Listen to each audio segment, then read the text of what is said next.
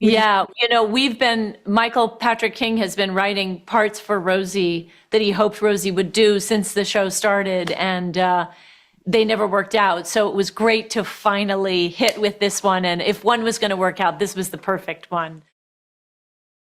I'd love to start with asking you about Miranda and where she's at with her career right now. I feel like there's an overarching theme of all these women in new places in their careers. And here Miranda is on this new trajectory of kind of some activism and, doing some broadcast interviews. Would you talk a little bit about that? Sure. I think that Miranda is coming from the corporate world, corporate law, and she has decided that she wants to put a lot of distance between her and that world. She feels like the world's on fire and she wants to be part of the solution, not part of the problem. And so she's drawn to people like her friend Nia Wallace and her lover, who would be lover and then lover, Che Diaz, who are both really on the ground kind of activist people. And then in trying to find her place in the world and the world she wants to be in, she really stumbles across Human Rights Watch. And it's such a great blend because I think at heart, Miranda's not like a on the ground kind of an activist. She's more of an office person. She's more of a professional type. And so being able to be a part of an organization like Human Rights Watch that really monitors global situations with refugees and really brings attention to them and tries to help is such a great fit for Miranda. Yeah, I think it's perfect. Thank you for that. I have to make sure that I ask you about working with the great Rosie O'Donnell. What a treat.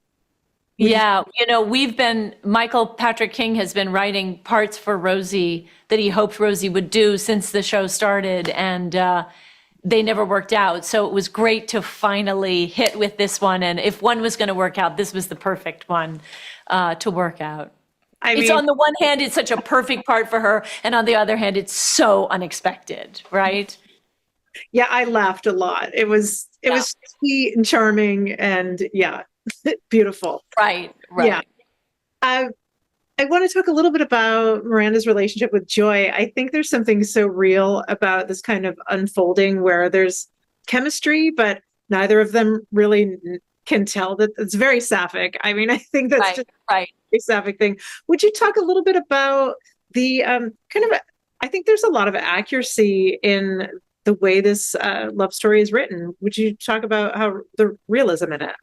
Yeah, I mean, I feel like Miranda so often, certainly with Steve and with a lot of the men that she's dated in the past, she has been sort of the dominant partner and she always thinks she's very confident about her brain and always thinks she's the smart one. Mm-hmm. And I think when she meets Joy, she feels like, wow, this woman's intelligence and sophistication and experience on a global stage doing exactly the kind of work that Miranda is trying to do is really dazzling. And, Joy appears so incredibly confident, but also very like Miranda, actually. The confidence is just is real, but is also masking a deep insecurity and uncertainty. And so it's wonderful to see these two people kind of inch toward each other and then leap back and inch toward each other and misunderstand and all that. Yeah, I love it. I think it's very real. And something I think that Miranda gets this season is some queer joy. At least I've seen 6 episodes, so I don't know. Right. But I feel like there's some queer joy, and I think we really need that at this juncture. Would you touch on that? Yeah, I think it's great. And I think she's so smitten with Joy and it seems to be reciprocated.